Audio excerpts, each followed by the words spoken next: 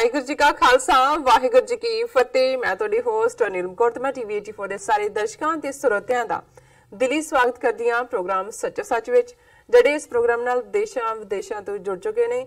Programme ਸੱਚੋ ਸੱਚ ਦੀ ਰੁਮੇਰਵਾ doctor Amarjit Singh ji ਰੋਜ਼ਾਨਾ ਹੀ ਤਰ੍ਹਾਂ ਸਟੂਡੀਓ ਵਿੱਚ ਮੇਰੇ ਨਾਲ ਸ਼ਾਮਲ ਨੇ। ਆਓ ਨਾਲ ਮਿਲ ਕੇ ਅੱਜ ਦੇ ਅਹਿਮ ਇਸ਼ੂਜ਼ ਉੱਪਰ ਗੱਲਬਾਤ ਕਰਦੇ ਹਾਂ। जी डॉक्टर साहब वाहिगुरू जी का खालसा वाहिगुरू जी की फतेह। जी डॉक्टर साहब जी आया नु प्रोग्राम सच्चो सच विच बहुत शुक्रिया जी। डॉक्टर साहब 24 जनवरी 2019 12 माघ नानकशाही संमत 550 ਦਾ ਦਿਨ ਹੈ ਤੇ ਡਾਕਟਰ ਸਾਹਿਬ ਪ੍ਰੋਗਰਾਮ ਸ਼ੁਰੂ ਕਰਨ ਤੋਂ ਪਹਿਲਾਂ ਅਸੀਂ ਹਮੇਸ਼ਾ ਦੀ ਤਰ੍ਹਾਂ ਆਪਣੇ ਦਰਸ਼ਕਾਂ ਤੇ ਸਰੋਤਿਆਂ ਨੂੰ ਦੱਸੀਏ ਵਿਊਅਰਸ, ਜੇ ਤੁਸੀਂ ਹੱਕ ਸੱਚ ਇਨਸਾਫ ਤੇ ਪੈਰਾ ਦਿੰਦਾ ਇੱਕੋ ਇੱਕ ਚੈਨਲ ਟੀਵੀ 84 ਨੂੰ ਦੇਖਣਾ ਚਾਹਦੇ ਹੋ ਤਾਂ ਤੁਸੀਂ ਦੇਖ ਸਕਦੇ ਹੋ spectrum cable, RCN cable, Bell fibre cable in Canada, roku, Jadoo, शावा, Facebook, online streaming and IP box ते तुसी टीवी 84 ਨੂੰ ਦੇਖ ਸਕਦੇ ਹੋ। व्यूअर्स, ਅਸੀਂ ਇਹ ਵੀ ਦੱਸ ਦਈਏ ਤੁਹਾਡੀ ਹੀ ਮੰਗ ਤੇ ਜੋ ਪ੍ਰੋਗਰਾਮ ਸੱਚੋ ਸੱਚ ਦਾ ਸਮਾਂ ਹੈ ਉਹ 1.5 ਘੰਟਾ ਕਰ ਦਿੱਤਾ ਗਿਆ ਹੈ। ਤੁਸੀਂ ਇਸ ਨੂੰ ਐਵਰੀਡੇ ਮੰਡੇ ਥਰੂ ਫਰਾਈਡੇ 7:30 ਤੋਂ ਲੈ ਕੇ 9 ਵਜੇ ਤੱਕ ਦੇਖ ਸਕਦੇ ਹੋ।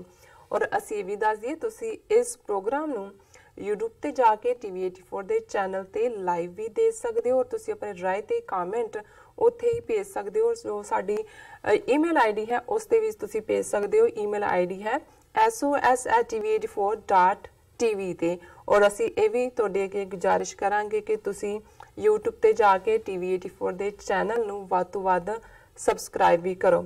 Thank you so much. So keep watching TV 84। जी डॉक्टर साहब प्रोग्राम की शुरुआत करते हैं अज के पहले अहम इशू के नाल। जी डॉक्टर साहब की कहना चाहोगे? देखो, भारत दे विच जिथे 4000 साल तो जिहड़ा ब्राह्मणवाद दा झूठ है वो बड़ी खूबसूरती दे नाल परोसिया जांदा है, वेचिया जांदा है। पुराने समय बारे तो कहा जा सकता है कि जी कदे पत्थर युग सी, कदे धातु युग सी, कदे ਜਿਹੜਾ ਉਹ ਹਮਲਾਵਰਾਂ ਦਾ ਯੁੱਗ ਸੀ। ਲੋਕਾਂ ਦਾ ਕੋਈ ਇੱਕ ਦੂਸਰੇ ਨਾਲ ਸੰਬੰਧ ਨਹੀਂ ਸੀ ਔਰ ਇਸ ਲਈ ਜਿਨ੍ਹਾਂ ਦੇ ਕੋਲ ਥੋੜੀ ਬਹੁਤ ਲਿਆਕਤ ਸੀ ਔਰ ਬ੍ਰਾਹਮਣਾਂ ਨੇ ਖਾਸ ਤੌਰ ਤੇ ਵਰਣ ਆਸ਼ਰਮ ਜ਼ਾਤ ਪਾਤੀ ਸਿਸਟਮ ਦੇ ਜ਼ਰੀਏ ਜਿਵੇਂ ਉਹਨਾਂ ਨੇ ਮਾਈਂਡਸ ਕੰਟਰੋਲ ਕੀਤੇ, ਆਮ ਲੋਕਾਂ ਤੋਂ ਵਿਦਿਆ ਦਾ, ਐਜੂਕੇਸ਼ਨ ਦਾ, ਤਾਲੀਮ ਦਾ ਹੱਕ ਖੋਹ ਲਿਆ।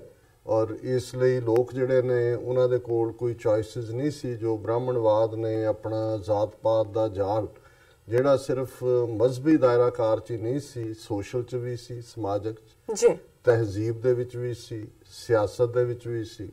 ਕਿਉਂਕਿ ਜਿਹੜੀਆਂ ਰਾਜਾਸ਼ਾਹੀਆਂ ਸੀ, ਬਾਦਸ਼ਾਹ ਸਨ, ਰਾਜੇ ਸਨ, ਉਹਨਾਂ ਦੇ ਲਈ ਵੀ ਇਹ ਮੈਂਡੇਟਰੀ ਸੀ, ਉਹਨਾਂ ਦੇ ਲਈ ਇਹ ਜ਼ਰੂਰੀ ਸੀ, ਲਾਜ਼ਮੀ ਸੀ ਕਿ ਉਹ ਜਿਹੜਾ ਰਾਜ ਪ੍ਰੋਤ ਰੱਖਣ। ਉਹਨਾਂ ਦੇ ਦਰਬਾਰ ਦੇ ਵਿੱਚ ਵੀ ਜਿਹੜਾ ਬ੍ਰਾਹਮਣ ਜਿਹਨੂੰ ਰਾਜ ਪ੍ਰੋਤ ਕਿਹਾ ਜਾਂਦਾ ਸੀ ਉਹ ਸੀ। ਔਰ ਹਰ ਫੈਸਲਾ ਮਨਜ਼ੂਰ ਹੋਣ ਤੋਂ ਪਹਿਲਾਂ ਬੇਸ਼ੱਕ ਉਹ ਬਾਦਸ਼ਾਹ ਦੀ ਆਪਣੀ ਡਿਕਰੀ ਵੀ ਹੋਏ ਉਸ ਦੇ ਲਈ ਰਾਜ ਪ੍ਰੋਤ ਦੀ ਸਹਿਮਤੀ ਲੈਣਾ ਜਿਹੜਾ ਹੈ ਜ਼ਰੂਰੀ ਸੀ। ਸੋ ਜ਼ਾਹਿਰ ਹੈ ਕਿ ਬ੍ਰਾਹਮਣਵਾਦ ਦਾ ਪਸਾਰਾ ਸਿਰਫ ਇੱਕ ਸ਼ੋਬੇ ਤੱਕ ਨਹੀਂ, ਜੰਮਣ ਤੋਂ ਲੈ ਕੇ ਮਰਨ ਤੱਕ ਤੇ ਮਰਨ ਤੋਂ ਬਾਅਦ ਵੀ ਜੇ ਅਸੀਂ ਦੇਖੀਏ कि श्राद्ध और पितरां दी पूजा और जो सारा कुछ बरसियां दे नां थल्ले अज तक भी साडे लोग भी करदे ने, ਉਹ उस ब्राह्मणवाद दा इजाल सी कि कदे भी तुसी ब्राह्मण दी चुंगल चों निकल नहीं सकदे। और इहदे च कोई शक नहीं है कि बाहरले हमलावरां नूं ਇਹ जो मर्जी कहण, लेकिन जे कोई तहजीब दी गल जां तब्दीली दी गल उत्थे आई उस दे विच उहनां दा बहुत वड्डा रोल सी। क्योंकि जिवें बेशक मुगल बादशाह जिन्हों ने जुल्म किए वो हमेशा इतिहास के विच कंडेमनेबल पार्ट है। पर इस गल तो भी इनकार नहीं किया जा सकता कि बाबर तो लैके अखीर बहादुर शाह जफर तक इस सारे समय दे विच वो भवन निर्माण कला होए, भारत दे विच उर्दू जबान का विकास होए, लोगों के खाने अज जदों जिन्हों इंडियन फूड कह के दुनिया भर दे विच वेचदे ने, कदे जे तुसी एक एक चीज़ वाल देखो कि भी इस सारे चों किदा की है, किहड़ा खाना कित्थों आया ते फिर इन्हां दा तां दाल भात ही रह जांदा है। होर इहदे च होर इन्हां दा कुछ नहीं है देण, ये जो मर्जी गपौड़ छड्डण। सच्चाई ये है कि भी जड़ियां चीज़ां भी और इस सारे दे उत्ते भी तुहानूं खास तौर ते ਜਿਹੜਾ ਉਹ ਮੁਗਲਿਆ ਦੌਰ ਦੀ ਛਾਪ ਖਾਣਿਆਂ ਦੇ ਉੱਤੇ ਵੀ ਤੁਹਾਨੂੰ ਨਜ਼ਰ ਆਏਗੀ। ਔਰ ਕੁੱਲ ਮਿਲਾ ਕੇ ਔਰ ਜਦੋਂ ਅਸੀਂ ਦੇਖਦੇ ਹਾਂ ਬੇਸ਼ੱਕ ਬਾਬਰ ਨੇ ਆਪਣੇ ਹਮਲਿਆਂ ਵੇਲੇ ਜ਼ੁਲਮ ਕੀਤੇ, ਜਿਹਨੂੰ ਗੁਰੂ ਨਾਨਕ ਸਾਹਿਬ ਨੇ ਚੈਲੰਜ ਵੀ ਕੀਤਾ।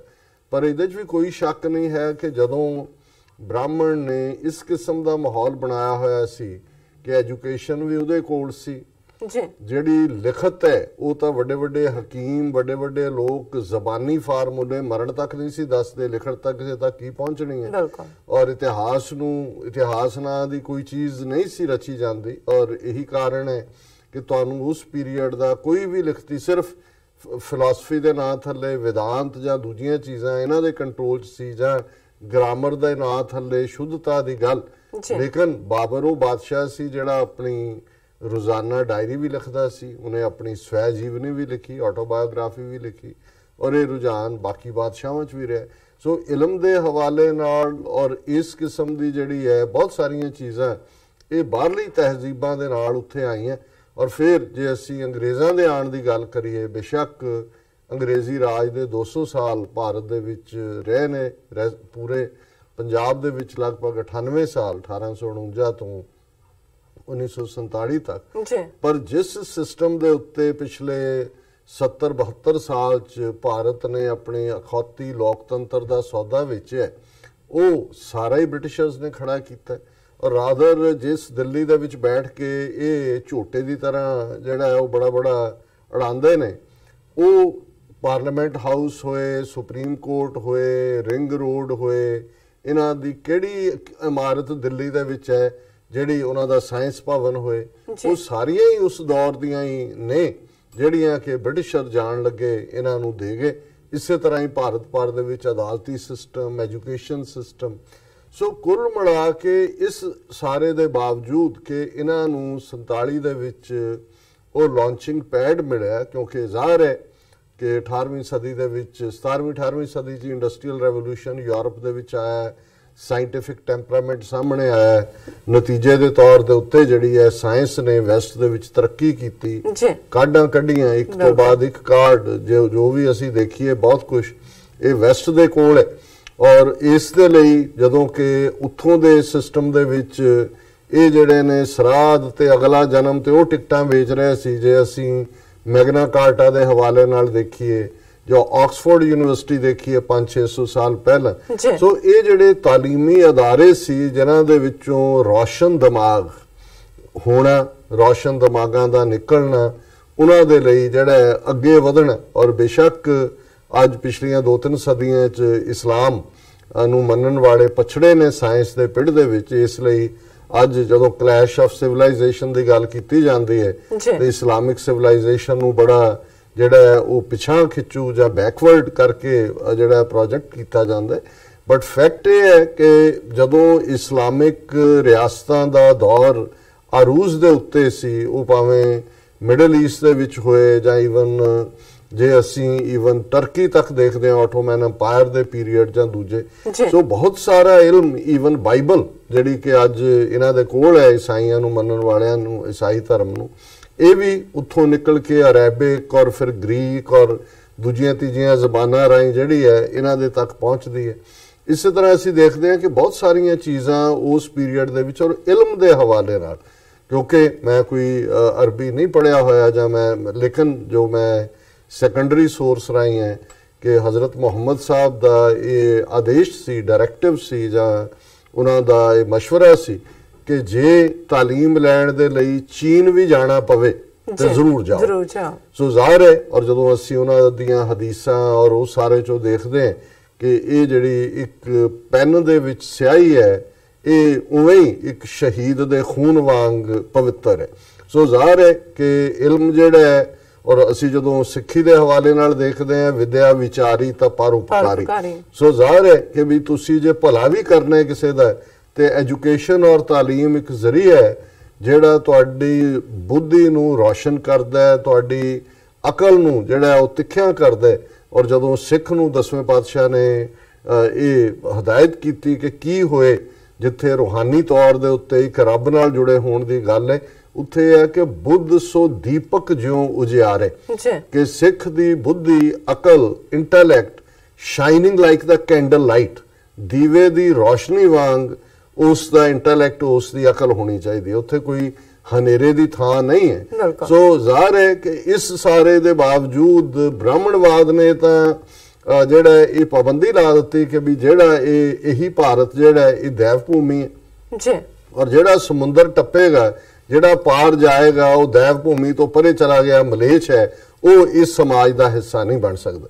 ਕਿਉਂਕਿ ਉਹ ਇਹ ਸਮਝਦੇ ਸੀ ਕਿ ਵੀ ਇਹ ਜਿਹੜਾ ਇਹਨਾਂ ਦੀ ਉਸ ਚੁੰਗਲ ਚੋਂ ਨਿਕਲੇਗਾ, ਤਾਜ਼ਾ ਆਈਡੀਆਜ਼ ਦੇ ਨਾਲ, ਰੋਸ਼ਨ ਆਈਡੀਆਜ਼ ਦੇ ਨਾਲ ਆਏਗਾ, ਤੇ ਇਹਨਾਂ ਦੇ ਜਿਹੜੇ ਬੋਧੇ ਵਿਚਾਰ ਨੇ, ਸਣਾਦ ਮਾਰਦਾ ਜਿਹੜਾ ਇਹਨਾਂ ਦਾ ਗੰਧ ਹੈ, ਉਹਨੂੰ ਰਿਜੈਕਟ ਕਰੇਗਾ, ਉਹਨੂੰ ਐਕਸੈਪਟ ਨਹੀਂ ਕਰੇਗਾ। ਇਸ ਲਈ ਇਹਨਾਂ ਨੇ ਪਹਿਲਾਂ ਹੀ ਉਸ ਨੂੰ ਜਿਹੜਾ ਉਹ ਮਲੇਛ ਬਣਾ ਦਿੱਤਾ ਹੈ।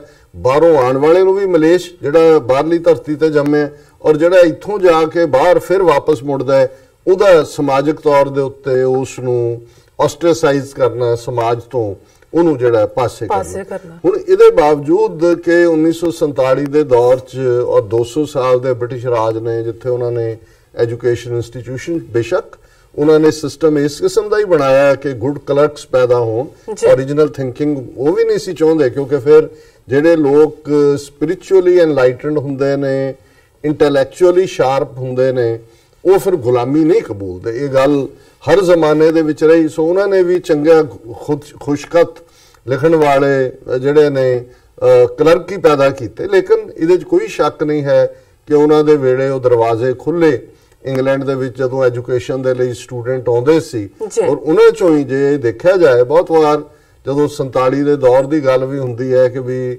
ਸਿੱਖ ਲੀਡਰਸ਼ਿਪ ਜਾਂ ਅਸੀਂ ਕਿਉਂ ਵਕਤ ਗਵਾਇਆ ਜਾਂ ਕਿਉਂ ਅਹਿਮ ਸਾਬਤ ਹੋਇਆ, ਔਰ ਮੇਰਾ ਇੱਕ ਇਹ ਕਹਿਣਾ ਹੁੰਦਾ ਅਦਰ ਦੈਨ ਬਾਕੀ ਫੈਕਟਰਸ ਦੇ, ਜ਼ਾਹਰ ਹੈ ਕਿ ਵੀ ਇੱਕ ਪਾਸੇ ਗਾਂਧੀ, ਨਹਿਰੂ, ਪਟੇਲ ਜਿਹੜੇ ਪੂਰੇ ਜਾਲਸਾਜ਼ ਨੇ, ਬਟ ਲੰਡਨ ਰਿਟਰਨਡ ਵਕੀਲ ਨੇ, ਉਹ ਸਮਝਦੇ ਨੇ ਸਾਰੀ ਗੇਮ ਨੂੰ। ਦੂਸਰੇ ਪਾਸੇ ਕਾਇਦੇ ਆਜ਼ਮ ਮੁਹੰਮਦ ਅਲੀ ਜਿਨਾ, ਜਿਹੜੇ ਲੰਡਨ ਰਿਟਰਨਡ ਵਕੀਲ ਨੇ, ਜਿਹੜੇ ਸਮਝਦੇ ਨੇ ਕਿ ਆਪਣੀ ਕੌਮ ਦੇ ਕੇਸ ਨੂੰ ਕਿਵੇਂ ਵਿਕਟਰੀ ਤੱਕ ਲਿਜਾਣਾ। ਤੇ ਦੂਸਰੇ ਪਾਸੇ ਸਾਡੇ ਮਾਸਟਰ ਜੀ, ਜਿਹੜੇ ਊੜਾ ਐੜਾ ਈਡੀ ਸੱਸਾ ABC ਜਿਹਨੂੰ ਅਸੀਂ ਅੱਜ ਕਹਿੰਦੇ ਹਾਂ ਅੰਗਰੇਜ਼ੀ ਵਰਨੈਕੂਲਰ 'ਚ, ਉਸ ਲੈਵਲ ਤੇ। ਸੋ ਜਦੋਂ ਇੰਟੈਲੈਕਟ ਦੀ ਲੜਾਈ ਹੁੰਦੀ ਹੈ, ਇੰਟੈਲੈਕਟ ਆਪਸ ਦੇ ਵਿੱਚ ਭਿੜਦਾ, ਤੇ ਫਿਰ ਸੁਪੀਰੀਅਰ ਇੰਟੈਲੈਕਟ ਜਿਹੜਾ ਹੈ ਉਹ ਇਨਫੀਰੀਅਰ ਇੰਟੈਲੈਕਟ ਨੂੰ ਮਾਤ ਦਿੰਦਾ। ਇਹਦੇ 'ਚ ਕੋਈ ਉੱਥੇ ਵਿਸ਼ਵਾਸ ਦੀ ਗੱਲ ਨਹੀਂ ਹੈ। ਫਿਰ ਰੱਬ ਨੂੰ ਮਿਲਣ ਦੇ ਲਈ ਪੜ੍ਹਿਆ ਅਨਪੜ੍ਹਿਆ ਪਰਮਗਤ ਪਾਵੇ, ਗੁਰੂ ਸਾਹਿਬ ਦਾ ਆਦੇਸ਼ ਹੈ ਕਿ ਰੱਬ ਨੂੰ ਮਿਲਣ ਲਈ ਪੜ੍ਹਾਈ ਕੋਈ ਜ਼ਰੂਰੀ ਨਹੀਂ ਹੈ, ਉੱਥੇ ਤੁਹਾਡਾ ਫੇਥ ਹੈ।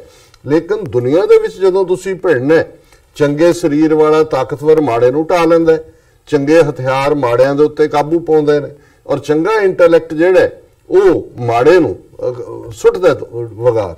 ਸੋ ਭਾਰਤ ਨੂੰ ਇਹ ਐਡਵਾਂਟੇਜ ਮਿਲਿਆ 47 ਦੇ ਵਿੱਚ ਕਿ ਇੱਕ ਪਾਸੇ ਬਣਿਆ ਬਣਾਇਆ ਮੁਲਕ, ਜਿਹੜਾ ਕਦੇ ਹਿਸਟਰੀ 'ਚ ਇੰਡੀਆ ਨਾਂ ਦੀ ਕੰਟਰੀ ਨਹੀਂ ਸੀ, ਉਹ ਨਾਂ ਵੀ ਇੰਡੀਆ ਬ੍ਰਿਟਿਸ਼ਰਸ ਨੇ ਦਿੱਤਾ ਹੋਇਆ, ਔਰ ਇੰਨਾ ਵੱਡਾ ਮੁਲਕ ਜਿਹੜਾ ਇਹਨਾਂ ਨੂੰ ਉਹ ਦੇ ਗਏ, ਜਿਹੜਾ ਇਹ ਕਦੇ ਸੋਚ ਵੀ ਨਹੀਂ ਸੀ ਸਕਦੇ। ਕਦੇ ਹਿਸਟਰੀ 'ਚ ਬੜੀਆਂ ਬਣਾਈਆਂ ਇੰਸਟੀਟਿਊਸ਼ਨਸ, ਬਣੇ ਬਣਾਏ ਜਿਹੜੇ ਨੇ ਇਮਾਰਤਾਂ, ਬਣੀ ਬਣਾਈ ਰਾਜਧਾਨੀ, ਕਿਸੇ ਚੀਜ਼ ਸਿਰਫ ਉਸ ਦੇ ਉੱਤੇ ਜੇ ਛਾਪਾ ਪਿਆ ਤੇ ਉਹ ਬ੍ਰਾਹਮਣਵਾਦੀ ਮੈਂਟੈਲਿਟੀ ਦਾ, ਜਿਸ ਬ੍ਰਾਹਮਣਵਾਦ ਨੇ ਅਲਟੀਮੇਟਲੀ ਬੇਸ਼ੱਕ ਨਹਿਰੂ ਦੇ ਦੌਰ 'ਚ ਥੋੜਾ ਬਹੁਤ, ਕਿਉਂਕਿ ਲੰਡਨ ਔਰ ਦੂਸਰੇ ਤੀਸਰੇ ਬਾਰਸ ਬੂਰਸ ਦੇ ਵਿੱਚ ਗੇ ਬਾਰ 'ਚ ਨੱਚਣ ਨੁੱਚਣ ਵਾਲਾ ਸੀ, ਸੋ ਥੋੜਾ ਬਹੁਤ ਵੈਸਟਰਨ ਇਫੈਕਟ ਔਰ ਇੰਟੈਲੈਕਚੁਅਲ ਵੀ ਸੀ, ਕੋਈ ਸ਼ੱਕ ਨਹੀਂ ਹੈ ਇਸ ਸਾਰੇ 'ਚੋਂ। ਭਾਵੇਂ ਆਪਣੇ ਆਪ ਨੂੰ ਏਥੀਇਸਟ ਕਹਿੰਦਾ ਸੀ, ਲੇਕਿਨ ਕਿਤੇ ਨਾ ਕਿਤੇ ਉਹ ਜਿਹੜਾ ਕਸ਼ਮੀਰੀ ਪੰਡਤ ਐਲੀਮੈਂਟ ਸੀ ਉਹ ਗਾਈਡਿੰਗ ਫੋਰਸ ਵੀ ਸੀ। ਔਰ ਇਸੇ ਤਰ੍ਹਾਂ ਕੁਝ ਹੋਰ ਲੋਕ ਜਿਹੜੇ ਸਾਇੰਟਿਫਿਕ ਮਾਈਂਡ ਦੇ ਸੀ, ਉਹਨਾਂ ਨੇ ਇੱਕ ਪੁਸ਼ ਅੱਗੇ ਵੀ ਦਿੱਤਾ, ਜਿਹਦੇ 'ਚੋਂ ਐਟੋਮਿਕ ਰਿਸਰਚ ਇੰਸਟੀਚਿਊਟਸ ਔਰ ਭਾਵੇ ਔਰ ਦੂਜੇ ਤੀਜੇ ਨਿਕਲੀਆਂ, ਜਿਨ੍ਹਾਂ ਨੇ ਬਾਅਦ ਦੇ ਵਿੱਚ ਆਪਣਾ ਕੰਮ ਕੀਤਾ। ਪਰ ਅੱਜ ਅਸੀਂ ਦੇਖ ਰਹੇ ਹਾਂ ਕਿ ਵੀ ਉਹ ਜਿਹੜੀ ਥੋੜਾ ਬਹੁਤ ਬੇਬੀ ਕਦਮ ਵੀ ਉਹਨਾਂ ਨੇ ਚੁੱਕਣ ਦੀ ਕੋਸ਼ਿਸ਼ ਕੀਤੀ ਪੁਰਾਣਿਆਂ ਨੇ, ਉਸ ਨੂੰ ਨਾ ਸਿਰਫ ਵਾਪਸ ਉਹ ਲੈ ਕੇ ਜਾ ਰਹੇ ਨੇ ਅੱਜ ਦੇ ਹਿੰਦੂਤਵੀ ਹਾਕਮ ਔਰ ਉਹਨਾਂ ਦਾ ਸਾਰਾ ਹੀ ਸਿਸਟਮ, ਉਹਨਾਂ ਦੇ ਈਵਨ ਸੋ ਕਾਲਡ ਸਾਇੰਟਿਸਟ ਵੀ, ਬਲਕਿ ਇਹ ਤਾਂ ਉਸ ਮੁਲਕ ਨੂੰ, ਲੋਕਾਂ ਨੂੰ ਉਸ ਪੱਥਰ ਯੁੱਗ ਦੇ ਵਿੱਚ ਲੈ ਕੇ ਜਾ ਰਹੇ ਨੇ, ਮਨੂ ਦੇ ਜ਼ਮਾਨੇ ਤੋਂ ਵੀ ਪਹਿਲਾਂ, ਜਿੱਥੇ ਕਿ ਬਿਲਕੁਲ ਕਹਾਣੀਆਂ ਗਪੌੜਾਂ ਦੇ ਉੱਤੇ ਜਿਹੜੀ ਆ ਉਹ ਹਰ ਗੱਲ ਬੇਸ ਹੋਏਗੀ, ਜਿੱਥੇ ਵਰਣ ਆਸ਼ਰਮ ਬ੍ਰਾਹਮਣ ਦੀ ਉਹੀ ਡੋਮੀਨੈਂਸ ਹੋਏਗੀ, ਔਰ ਉਸ ਨੂੰ ਹੀ ਇਹ ਆਪਣਾ ਸਵਰਨ ਯੁੱਗ ਕਹਿੰਦੇ ਨੇ, ਆਪਣੀ ਗੋਲਡਨ ਏਜ ਕਹਿੰਦੇ ਨੇ, ਉਸੇ ਨੂੰ ਹੀ ਇਹ ਆਪਣਾ ਜਿਹੜਾ ਉਹ ਭਾਰਤ ਦਾ ਜਿਹੜਾ ਇਹਨਾਂ ਦਾ ਇਮੈਜਿਨਰੀ ਮਿਥਿਹਾਸਕ ਔਰ ਗਪੌੜ ਸੰਖ ਹੈ ਉਹ ਉਸ ਨੂੰ ਉਹ ਪ੍ਰਚਾਰ ਰਹੇ ਨੇ। ਔਰ ਠੀਕ ਹੈ, ਪੰਡਤ ਬੈਠਾ ਮੰਦਿਰ ਦੇ ਵਿੱਚ ਜਾਂ ਰਾਮਾਇਣ ਮੰਡਲ ਜਾਂ ਮਹਾਭਾਰਤ ਮੰਡਲ ਜਾਂ ਕ੍ਰਿਸ਼ਨ ਜਦੋਂ ਘੜੇ ਚੋਂ ਕੱਢਦੇ ਨੇ ਉਦੋਂ ਕਹਾਣੀਆਂ ਸੁਣਾਈ ਜਾਏ, ਸਮਝ ਆ ਸਕਦੀ ਹੈ। ਆਪਣੇ ਸਮਾਜਿਕ ਵਿਗਿਆਨ ਜਾਂ ਆਪਣੇ ਤਾਰੀਖ ਦੇ ਚੈਪਟਰ 'ਚ ਵੀ ਝੂਠ ਝਾੜ ਜੋ ਬਣਾਈ ਜਾਣ, ਕਦੇ ਸ਼ਿਵਾਜੀ ਨੂੰ ਬਣਾ ਦੇਣ, ਕਦੇ ਲక్ష్ਮੀ ਬਾਈ ਨੂੰ ਬਣਾ ਦੇਣ, ਕੋਈ ਹੋਰ, ਉਹ ਵੀ ਸਮਝ ਆ ਸਕਦੀ ਹੈ। ਪਰ ਘੱਟੋ ਘੱਟ ਸਾਇੰਸ ਦਾ ਫੀਲਡ ਤਾਂ ਰਹਿਣ ਦਿਓ, ਜਿਹੜਾ ਸਾਇੰਸ ਦਾ ਆਧਾਰ ਹੀ ਇਹ ਹੈ ਕਿ ਜਿਹੜਾ ਕਿ ਪ੍ਰਤੱਖ ਪ੍ਰਮਾਣ ਕਰਕੇ ਸਾਹਮਣੇ ਔਰ ਇਸ ਗੱਲ ਦਾ ਵੀ ਧਿਆਨ ਰਹੇ ਕਿ ਸਾਇੰਸ ਦੀ ਦੁਨੀਆ ਔਰ ਮਜ਼ਹਬ ਜਾਂ ਰੱਬ ਦੀ ਦੁਨੀਆ ਦਾ ਕੋਈ ਤਾਲੁਕ ਨਹੀਂ ਹੈ ਆਪਸ ਵਿੱਚ। ਔਰ ਇਹ ਕਈ ਵਾਰ ਸਾਡੇ ਵੀ ਇਹ ਕੁਝ ਸਿੱਖ ਸਕਾਲਰਾਂ ਨੂੰ ਇਹ ਆਦਤ ਹੁੰਦੀ ਹੈ ਕਿ ਵੀ ਉਹ ਕਹਿਣਗੇ ਕਿ ਜੀ ਸਿੱਖ ਧਰਮ ਇੱਕ ਸਾਇੰਟਿਫਿਕ, ਸਾਇੰਸ ਨਾਲ ਕੋਈ ਤਾਲੁਕ ਨਹੀਂ। ਮਜ਼ਹਬ ਇੱਕ ਆਪਣੀ ਦੁਨੀਆ ਹੈ, ਉਹ ਇੱਕ ਰੂਹਾਨੀਅਤ ਦੀ ਆਪਣੀ ਦੁਨੀਆ ਜਿੱਥੇ ਇੰਟੈਲੈਕਟ ਬੌਧਿਕਤਾ ਆ ਕੇ ਰੁਕਦੀ ਹੈ, ਜਿੱਥੇ ਬੌਧਿਕਤਾ ਦੀ ਬਸ ਹੋ ਜਾਂਦੀ ਹੈ, ਉੱਥੋਂ ਰੂਹਾਨੀਅਤ ਦਾ ਸਫ਼ਰ ਸ਼ੁਰੂ ਹੁੰਦਾ ਹੈ। ਔਰ ਉਹ ਦੁਨੀਆ ਜਿਹੜੀ ਹੈ ਉਹ ਸਾਇੰਸ ਦੀਆਂ ਲੈਬੋਰਟਰੀਆਂ 'ਚ, ਟੈਸਟ ਟਿਊਬਾਂ 'ਚ ਨਹੀਂ ਆਉਂਦੀ ਔਰ ਉਹਨੂੰ ਉਹਦੇ ਨਾਲ ਲਿਆਣਾ ਵੀ ਨਹੀਂ ਚਾਹੀਦਾ। ਸਾਇੰਸ ਵੀ ਮਨੁੱਖੀ ਦਿਮਾਗ ਮਨੁੱਖ ਬਣਾਇਆ ਤਾਂ ਰੱਬ ਨੇ, ਔਰ ਉਸ ਦੇ ਦਿਮਾਗ ਦਾ ਇੱਕ ਪਾਰਟ ਹੈ, ਉਹਨੂੰ ਉੱਥੋਂ ਤੱਕ ਹੀ ਮਹਿਦੂਦ ਰਹਿਣ ਦੇਣਾ ਚਾਹੀਦਾ ਹੈ।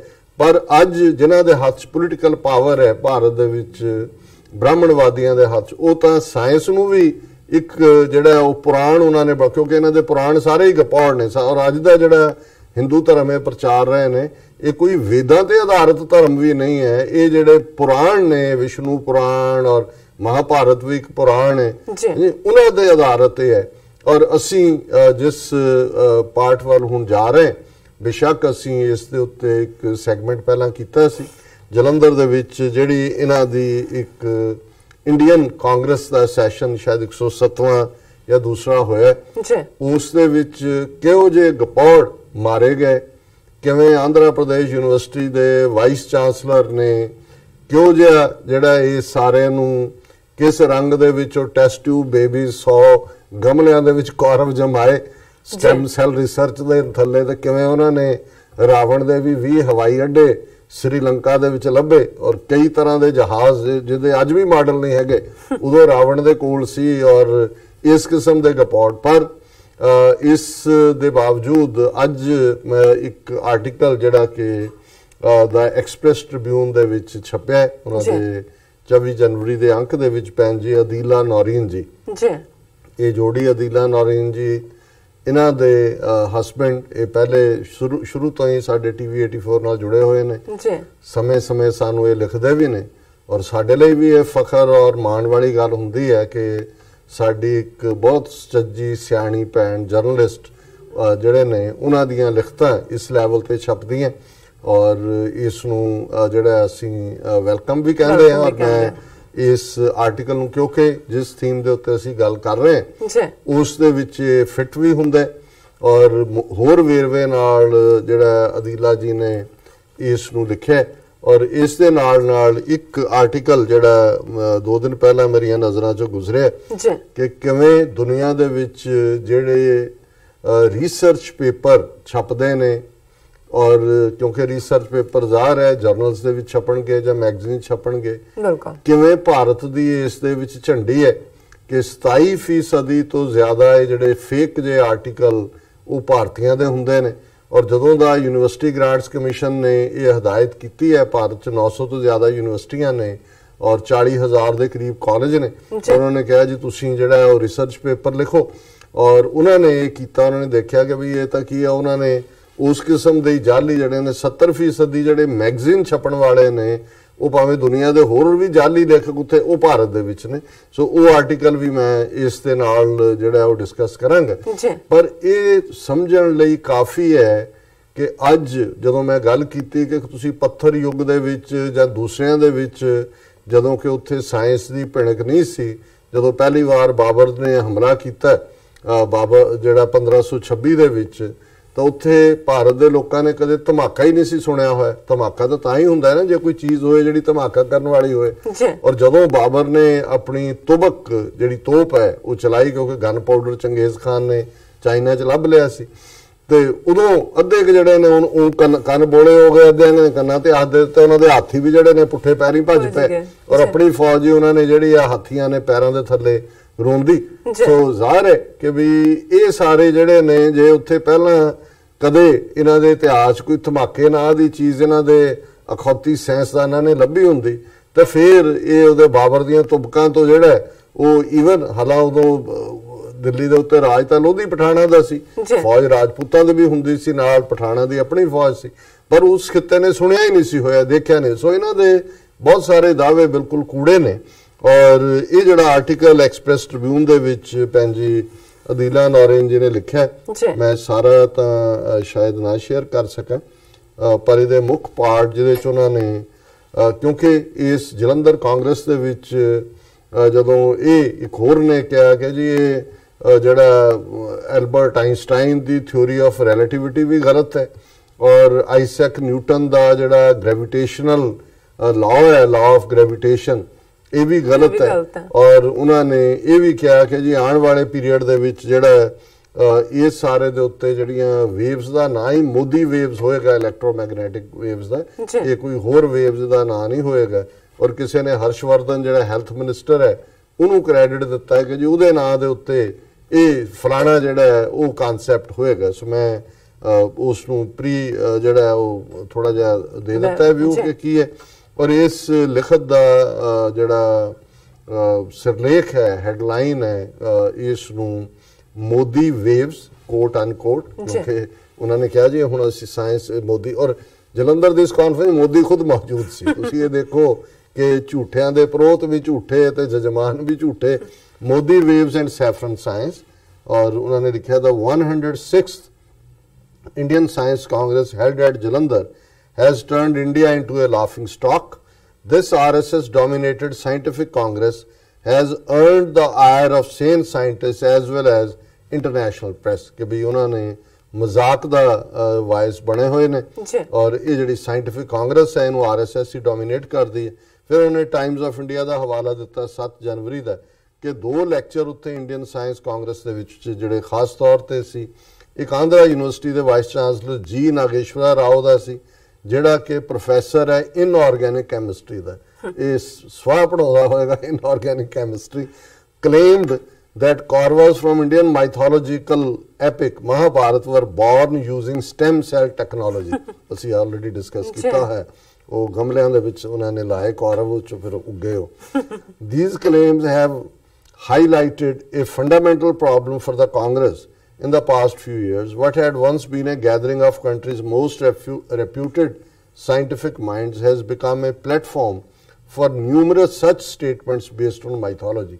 ਕਿ ਕਦੇ ਹੁਣ 106ਵਾਂ ਸੈਸ਼ਨ ਹੈ, ਕਦੇ ਜਿੱਥੇ ਸਾਇੰਟਿਫਿਕ ਟੈਂਪਰ ਵਾਲੇ ਰੀਅਲ ਸਾਇੰਟਿਸਟ ਇਕੱਠੇ ਹੁੰਦੇ ਸੀ, ਗੱਲਬਾਤ ਕਰਦੇ ਸੀ, ਅੱਜ ਗਪੌੜ ਸੰਖੀਆਂ ਦਾ ਜਿਹੜਾ ਉਹ ਮਜਮਾ ਬਣ ਗਿਆ। At the same session KG Krishnan, ਇਹ ਸਾਇੰਟਿਸਟ ਐਟ ਏ ਸੈਂਟਰ ਇਨ ਤਮਿਲਨਾਡੂ। ਹੁਣ ਹੈਰਾਨੀ ਦੀ ਇਹ ਗੱਲ ਹੈ ਕਿ ਵੀ ਜਦੋਂ ਅਸੀਂ ਸਾਊਥ ਇੰਡੀਆ ਦੀ ਗੱਲ ਕਰਦੇ ਹਾਂ, ਆਂਧਰਾ ਹੋਏ, ਤਾਮਿਲ ਹੋਏ, ਉੱਥੋਂ ਹੀ ਜ਼ਿਆਦਾ ਸਾਇੰਟਿਸਟ ਨਿਕਲੇ ਨੇ ਹੁਣ ਤੱਕ, ਭਾਵੇ ਔਰ ਦੂਜੇ, ਕਿਉਂਕਿ ਉੱਥੇ 200 ਸਾਲ ਪਹਿਲਾਂ ਅੰਗਰੇਜ਼ੀ ਆ ਗਈ ਸੀ।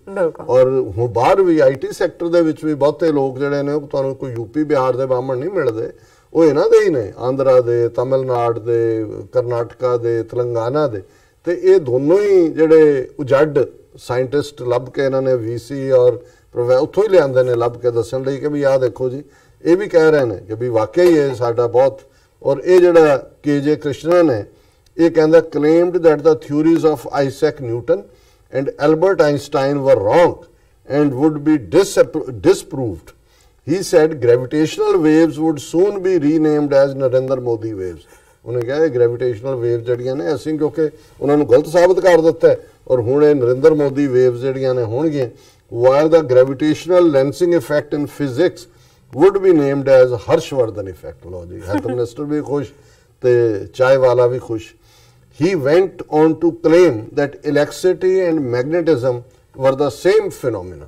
ਹੁਣ ਅਦਰਵਾਈਜ਼ ਫਿਜ਼ਿਕਸ ਪੜ੍ਹਨ ਵਾਲੇ ਜਿਹੜੇ ਨੇ ਉਹ ਬੇਵਕੂਫ ਨੇ, ਜਿਹੜੇ ਚੈਪਟਰ ਅੱਡ-ਅੱਡ ਪੜ੍ਹਦੇ ਨੇ, ਮੈਗਨੈਟਿਕ ਵੇਵਸ ਕੀ ਨੇ, ਇਲੈਕਟ੍ਰਿਸਿਟੀ, ਉਹ ਕਹਿੰਦੇ ਜੀ ਇਹ ਸਭ ਇੱਕੋ ਹੀ ਹੈ, ਇਹ ਸਭ ਸ਼ਕਤੀ ਮਾਤਾ, ਭਾਰਤ ਮਾਤਾ, ਦੁਰਗਾ ਮਾਤਾ, ਕਾਲੀ ਮਾਤਾ, ਮਾਤਾ ਦਾ ਕੋਈ ਪਿਤਾ ਹੈ ਨਹੀਂ, ਪਿਤਾ ਤਾਂ ਹੈ ਨਹੀਂ ਕੋਈ ਇਹਨਾਂ ਦਾ, 7 ਹੀ ਭੈਣਾਂ ਦਾ, ਜੀ ਘਰ ਵਾਲੇ ਵੀ ਨਹੀਂ ਹੈਗੇ ਵੈਸੇ, ਪਰ ਉਹਨਾਂ ਚੋਂ ਹੀ ਇਹ ਸਾਰੀਆਂ ਇਹਨਾਂ ਦੀਆਂ ਵੇਵਸ ਨਿਕਲਣਗੀਆਂ, ਅਲਟੀਮੇਟਲੀ ਰਿਸਰਚ ਉਧਰ ਨੂੰ ਜਾਏਗੀ।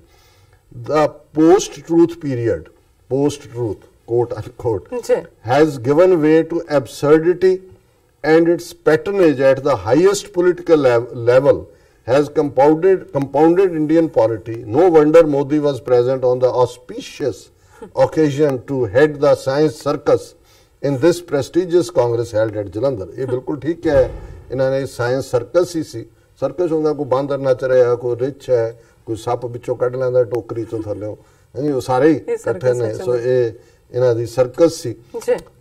जस्टिस काटजू नूं इन्हां ने कोट कीता है वीक मैगजीन च, जिहदे च उन्हें कहा कि भी ये जिहड़ा वैदिक साइंस जिहनूं कहंदे ने, ये कोई कदे एग्जिस्ट ही नहीं करदी, वेदां दा की ताल्लुक है, वैसे ये किसी भी धर्म नूं नहीं मानदा है, पर क्योंकि कदे किसी ने ये तो नहीं क्लेम किया, अजे है ने थोड़े बहुत, मैं पाकिस्तान भी किसी के हवाले नाल पढ़ रहा सी, वस्तुल्ला खान का एक ब्लॉग हुंदा है, उत्थे भी किस किस्म के प्रोफैसर जिहड़े ने वो जिहड़ी एनर्जी है वो जिन तो पैदा करना चाहुंदे सी, भी उहनूं जिन नूं करो काबू।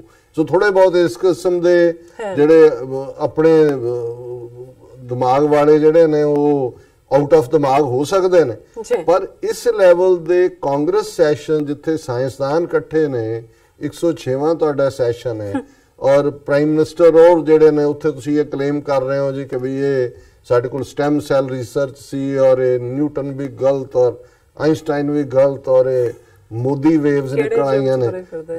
सो हुण इन्हां ने कोट कीता है इहनूं काटजू नूं, Vedic Heritage Portal under Indira Gandhi National Center for Arts, Delhi, to collect and communicate scientific knowledge in the Vedas, but there is no scientific knowledge in the Vedas. So how can something which doesn't exist be collected and communicated? Who is the Ministry of Culture trying to fool? जिवें मैं कहा कि भी मजहब नूं मजहब दी दुनिया च रहण दिओ, उहदे च हुंदी रहे डिबेट, कौन किहदे च यकीन करदा है, कौन पत्थर पूजदा है, कौन ओमनी प्रेजेंट देखता है, पर इहदा साइंस नाल कोई ताल्लुक नहीं है, इहनूं रहण दिओ आजाद। Some of the Indian scientific committee members were skeptical about the circus. Such claims have led to noted scientists staying away from the sessions of Congress in the past. In 2016, Indian-born Nobel laureate V. Ramakrishnan, a biologist at Cambridge University, had objected to the religious ideas being mixed with science. I attended the Congress once and very little science was discussed. I'll never attend it again. The idea that Indians had aircraft 2000 years ago sounds almost essentially impossible to me. उन्होंने कहा जी ये claim करना कि 2000 साल, ये we Ramakrishnan कह रहे हैं जिन्हें नोबल प्राइज जिसनों मिलया हुआ है, और फिर उन्होंने कहा कि भी इस तो पहला मोदी जिहड़ा है ये भैन जी दी लिखत च वो ये कह चुका है, वो gathering of doctors and medical staff surgeons की प्रेजेंस 2014 च उन्हें कहा सी कि भी देखो ये जिहड़ा हिंदू गॉड गणेश है, इस दे सिर दे उत्ते इहदा हाथी दा सिर लगना, ये दसदा है भी कॉस्मैटिक सर्जरी सी पुराने भारत दे विच, वी वर्शिप लॉर्ड गणेशा, ये मोदी कह रहे हैं 2014 च। There must have been some plastic surgeon at that time who got an elephant's head on the body of a human being and began the practice of plastic surgery. He had said, according to Hindu mythology, Lord Ganesha was created when Lord Shiva attached the head of a baby elephant to the body of a child. उन्होंने बाकियां दे ज्ञान लई दस्सिया कि भी ये गणेश इवें होया जिहड़ा शिव जी दा पुत्तर सी ते शिव जी ने भंग ते धतूरे दे नशे सिर वढ़ता कि भी वो पार्वती दी राखी बिठाया सी ते वो कोई होर आ गया तो पता नहीं सौ गया, उन्होंने दा सिर वढ़ता। फिर पार्वती ने कहा भी हुण तू घर ना पड़ी, उन्हें तुरे जाते हाथी का सिर वढ़िया, चुक के उहदे सिर ते रखता गणेश। ये इन्हां दी कहानी है। This so-called Science Congress at Jalandhar drew wide criticism from the international press like BBC and Guardian, quoting those Indian scientists who wanted to keep away from rhetorical claims on stem cell research and Modi waves. फिर उन्होंने coat किया BBC नूं कि Hindu Lord Vishnu used guided missiles known as Vishnu Chakra and chased moving targets. वो चक्कर घुमा रहा है ते तुरदे फिरदे 500 मील दूर भी जिहड़ा है उहदा सिर वढ़ के फिर चक्कर इदां दी इन्हां दी साइंस सी। Added a professor of inorganic chemistry. Science Minister Harshvardhan last year said ancient Greeks took credit from India for early mathematical principles and misquoted Stephen Hawking as praising the Vedas for discoveries greater than Einstein's theory of relativity. ਇਹ ਵੈਸੇ ਹਰਸ਼ਵਰਧਨ ਤਾਂ ਇੰਦਾਂ ਦਾ ਕਈ ਕੁਝ ਕਿਹਾ।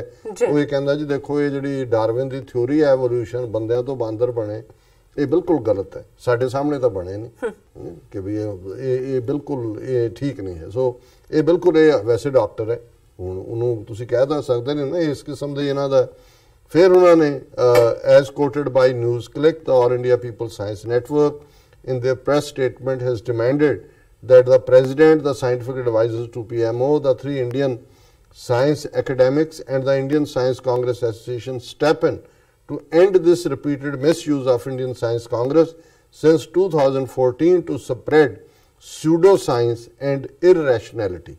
ਇਹ ਉਹਨਾਂ ਨੇ ਕੋਟ ਕੀਤਾ ਹੈ ਕਿ ਵੀ ਇਹ ਉਹਨਾਂ ਨੇ ਕਿਹਾ ਕਿ 2014 ਤੋਂ ਸਾਇੰਸ ਨੂੰ ਇਹਨਾਂ ਨੇ ਹਿੰਦੂ ਮਿਥਿਹਾਸ ਬਣਾ ਦਿੱਤਾ ਹੈ ਔਰ ਇਸ ਨੂੰ ਬੰਦ ਕਰੋ। ਫਿਰ ਰਮੇਸ਼ ਚੰਦਰ ਨੂੰ ਜਿਹੜਾ ਕੋਟ ਕੀਤਾ ਹੈ, ਰਮੇਸ਼ ਚੰਦਰਾ hit hard at the state of affairs in India while commenting on article in Times of India. ਉਹਨੇ ਕਿਹਾ Indians have only 2 choices, either they have to accept corrupt family thugs or gangs or live with cow dung minded idiots.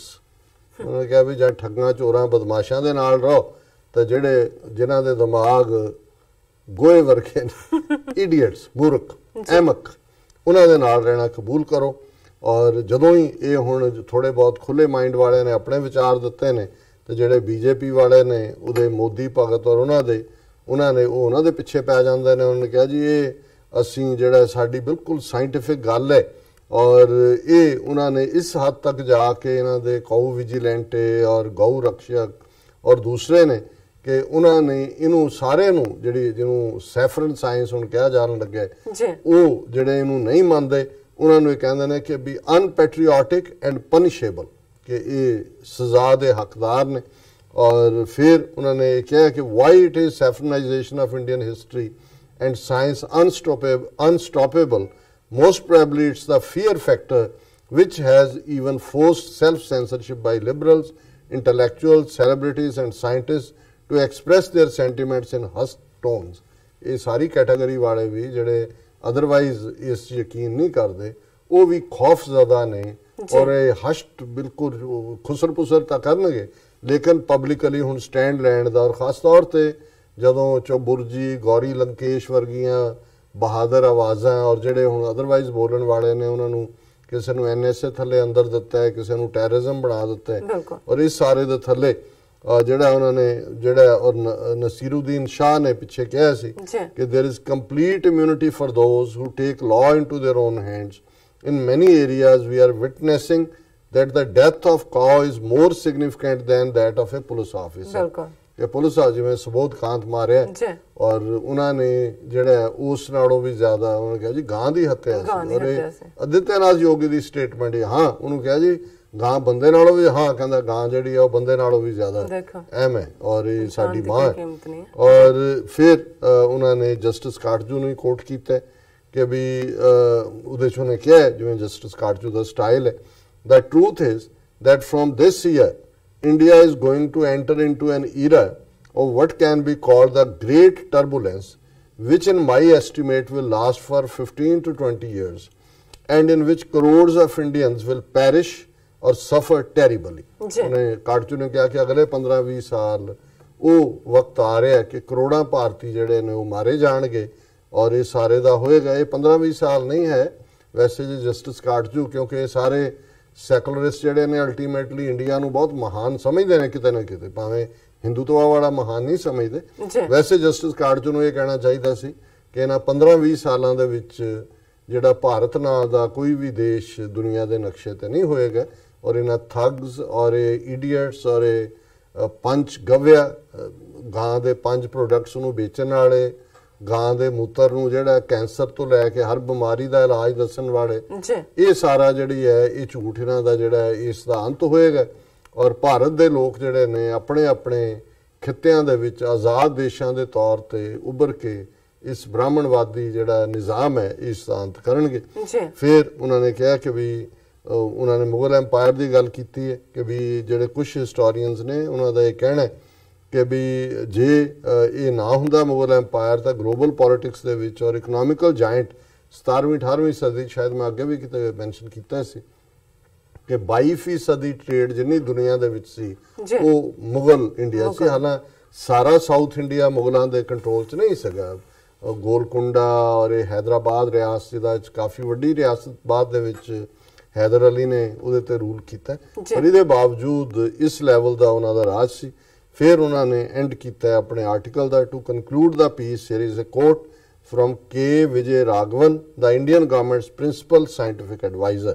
ਇਹ ਉਹਨੇ ਕਿਹਾ, the gorillas that really deserve to be in the hashtag pseudoscience bin are huge, numerous and freely roaming the landscape, unquote. Can India find a cage larger enough to house these gorillas? So ਜ਼ਾਹਰ ਹੈ ਕਿ ਵੀ ਇਹ mental Pigeon ਦੇ ਵਿੱਚ, mental Pigeon ਨੇ ਆਪਣੇ ਦਿਮਾਗ ਦੀ ਉਸ ਪਿੰਜਰੇ ਦੇ ਵਿੱਚ ਕੈਦ ਲੋਕ, ਜਿਨ੍ਹਾਂ ਨੂੰ ਜਿਹੜਾ ਉਹ ਉਹੀ ਬ੍ਰਾਹਮਣਵਾਦ ਜਿਹੜਾ 4000 ਸਾਲ ਪਹਿਲਾਂ ਜਿਹੜਾ ਉਸ ਵੱਲ ਇਹ ਲਿਜਾਣਾ ਚਾਹੁੰਦੇ ਨੇ। ਔਰ ਮੈਂ ਇਸ ਸੈਗਮੈਂਟ ਨੂੰ ਕਲੋਜ਼ ਕਰਨ ਤੋਂ ਪਹਿਲਾਂ ਅਸੀਂ ਭੈਣ ਜੀ ਅਦੀਲਾ ਨੌਰੀਨ ਜੀ ਦਾ ਸ਼ੁਕਰੀਆ ਅਦਾ ਕਰਦੇ ਹਾਂ ਕਿ ਉਹ ਸਾਨੂੰ ਆਪਣੀਆਂ ਯਾਦਾਂ 'ਚ ਵੀ ਰੱਖਦੇ ਨੇ ਔਰ ਜਿਹੜਾ ਉਹਨਾਂ ਦੀ ਬੜੀ ਪੈਨੀ ਅੱਖ ਹੈ ਸਾਊਥ ਏਸ਼ੀਅਨ ਪੋਲਿਟਿਕਸ ਦੇ ਉੱਤੇ ਵੀ, ਐਕਸਪਰਟ ਵੀ ਨੇ ਫੋਰਨ ਪਾਲਿਸੀ ਜਦੋਂ ਉਹਨਾਂ ਦੀ ਲਿਖਤ ਹੁੰਦੀ ਹੈ, ਔਰ ਹਿੰਦੂ ਸਾਈਕੀ ਨੂੰ, ਬ੍ਰਾਹਮਣ ਸਾਈਕੀ ਨੂੰ ਬਹੁਤ ਚੰਗੀ ਤਰ੍ਹਾਂ ਸਮਝਦੇ ਨੇ। ਹਰ ਪਾਸੇ ਜਿਹੜਾ ਉਹਨਾਂ ਦਾ ਲਿਖਤ ਹੁੰਦਾ ਉਹ ਮਿਆਰੀ ਹੁੰਦੀ ਹੈ। ਔਰ ਜਿਵੇਂ ਮੈਂ ਜ਼ਿਕਰ ਕੀਤਾ ਕਿ ਵੀ ਇਹ ਕੱਲਾ ਇਹਨਾਂ ਦੇ ਸਾਇੰਸਦਾਨਾਂ ਦੀ ਅੱਜ ਝੰਡੀ ਨਹੀਂ ਹੈ ਹਿੰਦੂ ਤਵੀਆਂ ਦੀ 2014 ਤੋਂ, ਈਵਨ ਦੁਨੀਆ ਦੇ ਵਿੱਚ, ਕਿਉਂਕਿ ਮੇਰੀ ਅੱਜ ਦੀ ਜਿਹੜੀ ਹਫ਼ਤਾਵਾਰੀ ਲਿਖਤ ਹੈ ਉਸ ਨੂੰ ਵੀ ਮੈਂ ਇਸ ਹੈਡਿੰਗ ਦੇ ਥੱਲੇ ਹੀ ਲਿਖਿਆ ਕਿ ਦੁਨੀਆ ਭਰ ਦੇ ਜਾਲੀ ਰਸਾਲਿਆਂ ਵਿੱਚ ਛਪਣ ਵਾਲੇ ਜਾਲੀ ਖੋਜ ਪੱਤਰਾਂ ਵਿੱਚ ਭਾਰਤ ਦੀ ਝੰਡੀ।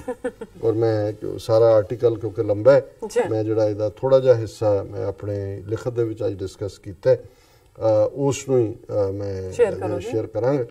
ਔਰ ਇਹ ਉਹਨਾਂ ਨੇ ਕਿਹਾ ਜਿਹੜੇ ਮੈਂ ਇਸ ਆਰਟੀਕਲ ਦੇ ਵਿੱਚ ਸੀ ਕਿ ਵੀ ਇਹ ਜਿਨ੍ਹਾਂ ਨੇ, ਪਹਿਲਾਂ ਮੈਂ ਉਹਨਾਂ ਨੂੰ ਕੋਟ ਕੀਤਾ ਹੈ ਭੈਣ ਜੀ ਦੀ ਲਿਖਤ ਨੂੰ ਵੀ, ਕਿ ਵੀ ਜੇ ਕ੍ਰਿਸ਼ਨਨ ਨੇ ਆਇਨਸਟਾਈਨ ਤੇ ਨਿਊਟਨ ਨੂੰ ਵੀ ਗਲਤ ਬਿਆਨਦਿਆਂ ਕਿਹਾ ਕਿ ਬਹੁਤ ਜਲਦੀ ਗ੍ਰੈਵਿਟੇਸ਼ਨ ਤਰੰਗਾਂ ਦਾ ਨਾਂ ਨਰਿੰਦਰ ਮੋਦੀ ਤਰੰਗਾ ਮਸ਼ਹੂਰ ਹੋਵੇਗਾ। ਇਹ ਉਹ ਸਾਇੰਸਦਾਨ ਹਨ ਜਿਨ੍ਹਾਂ ਦੇ ਖਾਤੀ ਰਿਸਰਚ ਪੇਪਰ ਅੱਡ-ਅੱਡ ਰਿਸਰਚ ਰਸਾਲਿਆਂ ਵਿੱਚ ਵੀ ਛਪਦੇ ਹਨ। ਇਹ ਜਿਹੜੇ ਇਸ ਕਿਸਮ ਦੇ ਵਿਚਾਰ ਦੇਣ ਵਾਲੇ ਨੇ, ਇਹਨਾਂ ਰਿਸਰਚ ਰਸਾਲਿਆਂ ਦੇ ਸੱਚ ਦਾ ਪੋਲ ਹਾਲ ਹੀ ਵਿੱਚ ਪ੍ਰਕਾਸ਼ਿਤ ਰਿਪੋਰਟ ਨੇ ਖੋਲ੍ਹ ਧਰਿਆ ਹੈ। ਵੈਸੇ ਵੀ ਦੁਨੀਆ ਦੀਆਂ ਸਭ ਤੋਂ ਉੱਤਮ 200 ਯੂਨੀਵਰਸਿਟੀਆਂ ਵਿੱਚੋਂ ਇੱਕ ਵੀ ਭਾਰਤ ਵਿੱਚ ਨਹੀਂ ਹੈ। ਹੁਣ ਕਈ ਜਾਣ ਜੀ ਅਸੀਂ ਐਜੂਕੇਸ਼ਨ 200 ਟਾਪ ਯੂਨੀਵਰਸਿਟੀਜ਼ ਇਨ ਦਾ ਵਰਲਡ, ਉਹਦੇ ਵਿੱਚ ਭਾਰਤ ਦੀ ਕੋਈ ਯੂਨੀਵਰਸਿਟੀ ਨਹੀਂ ਹੈ। ਔਰ ਇਹ ਭਾਰਤ ਵਿੱਚ ਕੋਈ ਰਿਸਰਚ ਨਾ ਹੋਣ ਅਤੇ ਫੈਕਲਟੀ ਮੈਂਬਰਾਂ ਵੱਲੋਂ ਕੋਈ ਖੋਜ ਪੱਤਰ ਨਾ ਲਿਖਣ ਦੀ ਵਜ੍ਹਾ ਕਰਕੇ ਵੀ ਹੈ। ਦੂਸਰੇ ਪਾਸੇ ਹੁਣ ਜਦੋਂ ਇਹ ਸਾਹਮਣੇ ਆਇਆ ਵੀ ਇਹਨਾਂ ਦੇ ਤਾਂ ਕੋਈ ਹੈ ਹੀ ਨਹੀਂ ਛਪਦੇ, ਹੁਣ ਯੂਨੀਵਰਸਿਟੀ ਗ੍ਰਾਂਟਸ ਕਮਿਸ਼ਨ ਨੇ ਇਹ ਜ਼ਰੂਰੀ ਕਰ ਦਿੱਤਾ ਹੈ ਕਿ 903 ਯੂਨੀਵਰਸਿਟੀਆਂ ਨੇ ਭਾਰਤ ਦੇ ਵਿੱਚ ਤੇ 40,000 ਕਾਲਜ ਨੇ। ਉਹਨਾਂ ਨੇ ਕਿਹਾ ਜੀ ਇਹ ਜਿਹੜੇ ਪ੍ਰੋਫੈਸਰ ਨੇ ਇਹਨਾਂ ਦੇ ਯੂਨੀਵਰਸਿਟੀਆਂ 'ਚ ਬੈਠੇ ਇਹ ਆਪਣੇ ਆਪਣੇ ਖੋਜ ਪੱਤਰ ਲਿਖਣ ਔਰ ਇਹਨੂੰ ਪ੍ਰਕਾਸ਼ਿਤ ਕਰਨ, ਪਬਲਿਸ਼ ਹੋਣ। ਫਿਰ ਉਹਨਾਂ ਨੇ ਕਿਹਾ ਜੀ ਨਤੀਜੇ ਵਜੋਂ ਭਾਰਤ ਵਿੱਚ ਜਾਲੀ ਲਿਖਾਰੀਆਂ ਤੇ ਜਾਲੀ ਮੈਗਜ਼ੀਨਾਂ ਦਾ ਇੱਕ ਹੜ ਜਿਹਾ ਆ ਗਿਆ ਔਰ ਇਸ ਦੇ ਉੱਤੇ ਇੱਕ ਇੰਟਰਨੈਸ਼ਨਲ ਮੀਡੀਆ ਸੰਸਥਾ ਨੇ ਜਿਨ੍ਹਾਂ ਦੇ ਵਿੱਚ ਆਲਮੋਸਟ 6 ਸੰਸਥਾਵਾਂ ਸ਼ਾਮਲ ਸਨ ਮੀਡੀਆ ਦੀਆਂ, ਜਿਨ੍ਹਾਂ 'ਚ ਨਿਊਯਾਰਕਰ, ਲੀ ਮੌਂਡੇ ਤੇ ਇੰਡੀਅਨ ਐਕਸਪ੍ਰੈਸ ਵੀ ਸੀ। ਉਹਨਾਂ ਨੇ ਜਿਹੜੀ ਪੜਤਾਲੀਆ ਰਿਪੋਰਟ ਦਿੱਤੀ ਹੈ, ਉਹਨਾਂ ਨੇ ਕਿਹਾ ਵੀ ਦੁਨੀਆ ਦੇ ਕਈ ਜਾਲੀ ਰਸਾਲੇ ਮੋਟੀ ਫੀਸ ਲੈ ਕੇ ਜਿਹੜੇ ਨੇ ਉਹ ਝੂਠੇ ਆਰਟੀਕਲ ਪ੍ਰਕਾਸ਼ਿਤ ਕਰ ਦਿੰਦੇ ਨੇ। ਭਾਰਤ ਇਸ ਫਰਾਡ ਖੇਤਰ ਵਿੱਚ ਸਭ ਤੋਂ ਮੂਹਰੇ ਹੈ, ਸਭ ਤੋਂ ਅੱਗੇ ਹੈ। ਬਾਇਓਮੈਡੀਸਨ ਦੇ ਖੇਤਰ ਵਿੱਚ ਜਾਲੀ ਪਬਲੀਕੇਸ਼ਨ ਵਾਲੇ ਲਿਖਾਰੀਆਂ 'ਚੋਂ ਭਾਰਤੀ ਲਿਖਾਰੀਆਂ ਦੀ ਗਿਣਤੀ 27% ਹੈ। 27% ਇੰਡੀਅਨ ਨੇ ਜਿਹੜਾ ਬਾਇਓਮੈਡੀਸਨ ਦੇ ਵਿੱਚ ਜਾਲੀ ਲਿਖਤਾਂ। ਸਾਇੰਸ ਦੇ ਦੂਸਰੇ ਖੇਤਰਾਂ ਵਿੱਚ ਵਰ੍ਹਾ 2010 ਤੋਂ 2014 ਤੱਕ ਛਪਣ ਵਾਲੀਆਂ ਝੂਠੀਆਂ ਖੋਜ ਲਿਖਤਾਂ ਵਿੱਚੋਂ 35% ਭਾਰਤੀ ਸਾਇੰਸਦਾਨਾਂ ਦੀਆਂ ਹਨ। ਕੁੱਲ ਦੁਨੀਆ ਦੇ ਵਿੱਚ 35% ਜਿਹੜੇ ਰਿਸਰਚ ਪੇਪਰ ਛਪ ਰਹੇ ਨੇ ਝੂਠੇ, ਫਰਾਡ, ਉਹ ਇਹਨਾਂ ਦੇ ਇੰਡੀਅਨ ਸਾਇੰਟਿਸਟ ਔਰ ਇਹਨਾਂ ਦੇ ਪ੍ਰੋਫੈਸਰ। ਹੈਰਾਨੀ ਨਹੀਂ ਹੋਣੀ ਚਾਹੀਦੀ ਕਿ ਦੁਨੀਆ ਭਰ ਵਿੱਚ ਛਪਣ ਵਾਲੇ ਜਾਅਲੀ ਰਸਾਲਿਆਂ ਵਿੱਚੋਂ 62% ਭਾਰਤ ਵਿੱਚ ਪ੍ਰਕਾਸ਼ਿਤ ਹੁੰਦੇ ਹਨ। ਇਹ ਸਭ ਉਸ ਭਾਰਤ ਵਿੱਚ ਹੋ ਰਿਹਾ ਹੈ ਜਿਸ ਦਾ ਸਰਕਾਰੀ ਮੋਟੋ ਹੈ ਸਤਿਅਮੇਵ ਜਯਤੇ। ਇਹ ਹੁਣ ਇਹਨਾਂ ਦਾ ਇਨਸਿਗਨੀਆ ਹੈ। ਕੱਲ 26 ਜਨਵਰੀ ਨੂੰ ਪਰਸੋਂ ਜਦੋਂ ਕਿ ਝੰਡਾ ਫਹਿਰਾਇਆ ਜਾਏਗਾ, ਭਾਰਤ ਮਾਤਾ ਕੀ ਜੈ, ਸਤਿਅਮੇਵ ਜਯਤੇ, ਜਿਹਦਾ ਮਤਲਬ ਹੈ ਸੱਤ ਦੀ ਜਿੱਤ ਹੁੰਦੀ ਹੈ। ਪਰ ਹਕੀਕਤ ਕੀ ਹੈ? ਕੂੜ ਫਿਰੇ ਪ੍ਰਧਾਨ ਵੇ ਲਾਲੋ। ਜਿਵੇਂ ਗੁਰੂ ਨਾਨਕ ਸਾਹਿਬ ਨੇ ਫਰਮਾਇਆ ਸੀ ਕਿ 4 ਚਫੇਰੇ ਕੂੜ ਦਾ ਬੋਲਬਾਲਾ, 4 ਚਫੇਰੇ ਝੂਠ ਹੈ। ਸੋ ਇਹ ਭਾਰਤ ਮਾਤਾ ਦੀ, ਮੈਂ ਤਾਂ ਸਮਝਦਾ ਵੀ ਭਾਰਤ ਮਾਤਾ ਕੋਲ ਜਾ ਕੇ ਇਹਨਾਂ ਨੂੰ ਆਪਣਾ, ਵੈਸੇ ਵੀ ਭਾਰਤ ਦਾ ਹੁਣ ਇਹਨਾਂ ਨੇ ਹਿੰਦੂ ਰਾਸ਼ਟਰ ਬਣਾਉਣਾ ਹੀ ਹੈ ਤੇ ਨਵਾਂ ਇਹਨਾਂ ਨੂੰ ਰਾਸ਼ਟਰੀ ਗੀਤ ਵੀ ਲਿਖਣਾ ਚਾਹੀਦਾ ਔਰ ਉਸ ਰਾਸ਼ਟਰੀ ਗੀਤ ਦੀ ਜਿਹੜੀ ਧੁਨ ਹੈ ਮਿਊਜ਼ਿਕ ਦੀ, ਕਿਉਂਕਿ ਬਾਲੀਵੁੱਡ ਦੇ ਵਿੱਚ ਇਹਨਾਂ ਦੇ ਜਿਹੜੇ ਨੇ ਬੜੇ ਬੜੇ ਸੰਗੀਤਕਾਰ ਬੈਠੇ ਨੇ, ਉਸ ਇਸ ਦੇ ਉੱਤੇ ਬਣਾਉਣ ਜੈ ਬੋਲੋ ਬੇਈਮਾਨ ਕੀ ਜੈ ਬੋਲੋ, ਔਰ ਇਹਨੂੰ ਮਲਟੀਪਲ ਧੁਨਾਂ ਦੇ ਵਿੱਚ ਸੈੱਟ ਕਰਨ ਔਰ ਇਸ ਬੇਈਮਾਨਸਤਾਨ ਜਿਹੜਾ ਫਿਰ ਉਸ ਦੀ ਝੰਡੀ ਅੱਗੇ ਹੋਰ ਵੀ ਹੋਏਗੀ ਕਿ ਦੇਖੋ ਕਿਆ ਖੂਬਸੂਰਤ ਰਾਸ਼ਟਰੀ ਗੀਤ ਹੈ ਜੈ ਬੋਲੋ ਬੇਈਮਾਨ ਕੀ ਜੈ ਬੋਲੋ। ਸਭ ਦੀ ਜਾਣਕਾਰੀ ਦੇਣ ਲਈ ਤੁਹਾਡਾ ਬਹੁਤ ਬਹੁਤ ਸ਼ੁਕਰੀਆ। ਇੱਥੇ ਲੈਣੇ ਬ੍ਰੇਕ ਪੇ ਤੋਂ ਪਹਿਲਾਂ ਅਸੀਂ ਆਪਣੇ ਦਰਸ਼ਕਾਂ ਤੇ ਸਰੋਤਿਆਂ ਨੂੰ ਅਪੀਲ ਤੇ ਬੇਨਤੀ ਕਰ ਦਈਏ, ਵਿਊਅਰਸ, ਜਿਸ ਤਰ੍ਹਾਂ ਕਿ ਤੁਸੀਂ ਜਾਣਦੇ ਹੋ ਕਿ TV 84 ਨੂੰ ਸ਼ੁਰੂ ਕੀਤਿਆਂ 6 ਸਾਲ ਹੋ ਚੁੱਕੇ ਨੇ। ਸੋ ਇਸ ਸਮੇਂ ਦੌਰਾਨ ਜਿਨ੍ਹਾਂ ਦਰਸ਼ਕਾਂ ਨੇ ਇਸ TV 84 ਨੂੰ ਸਪੋਰਟ ਕੀਤਾ ਹੈ, ਮਾਈਕ ਸਹਾਇਤਾ ਕੀਤੀ ਹੈ, ਅਸੀਂ ਉਹਨਾਂ ਦਾ ਸਭ ਦਾ ਬਹੁਤ ਬਹੁਤ ਸ਼ੁਕਰੀਆ ਅਦਾ ਕਰਦੇ ਹਾਂ। ਅਸੀਂ ਚਾਹੁੰਦੇ ਹਾਂ ਕਿ TV 84 ਹੋਰ ਬੁਲੰਦੀਆਂ 'ਚ ਜਾਵੇ ਤੇ ਤੁਹਾਡੀ ਸਪੋਰਟ ਦੀ ਜ਼ਰੂਰਤ ਹੈ। ਤੁਸੀਂ ਇਸ ਦੀ ਚੜ੍ਹਦੀ ਕਲਾ ਲਈ ਵੱਧ ਤੋਂ ਵੱਧ ਮਾਈਕ ਸਹਾਇਤਾ ਕਰੋ। ਤੁਸੀਂ ਆਪਣੀ ਮਾਈਕ ਸਹਾਇਤਾ ਸਾਡੀ ਵੈਬਸਾਈਟ tv84.tv ਤੇ ਜਾ ਕੇ ਪੇਪਲ ਦੀ ਵਰਤੋਂ ਕਰਕੇ ਵਨ ਟਾਈਮ ਡੋਨੇਟ ਕਰ ਸਕਦੇ ਹੋ, ਮੰਥਲੀ ਡੋਨੇਟ ਵੀ ਕਰ ਸਕਦੇ ਹੋ। ਤੁਸੀਂ TV 84 ਦੇ ਨਾਮ ਤੇ ਚੈੱਕ ਬਣਾ ਕੇ ਸਾਨੂੰ ਮੇਲ ਵੀ ਕਰ ਸਕਦੇ ਹੋ ਸਾਡੇ ਇਸ ਪਤੇ ਤੇ 36-01 37th Avenue, Long Island City, New York 11101 USA, ਜਾਂ ਫਿਰ ਤੁਸੀਂ ਸਾਨੂੰ ਫੋਨ ਰਾਹੀਂ ਵੀ ਸੰਪਰਕ ਕਰ ਸਕਦੇ ਹੋ ਸਾਡੇ ਫੋਨ ਨੰਬਰ ਤੇ 5164060694। Thank you so much. ਇਹ ਵੀ ਦੱਸ ਦਈਏ ਜੋ ਸਾਡੇ ਪ੍ਰੋਗਰਾਮ ਦਾ ਸਮਾਂ ਹੈ ਉਹ 7:30 ਤੋਂ ਲੈ ਕੇ 9 ਵਜੇ ਤੱਕ ਹੈ। ਸੋ ਕੀਪ ਵਾਚਿੰਗ TV 84। ਮਿਲਦੇ ਹਾਂ ਛੋਟੇ ਜਿਹੇ ਬ੍ਰੇਕ ਤੋਂ ਬਾਅਦ।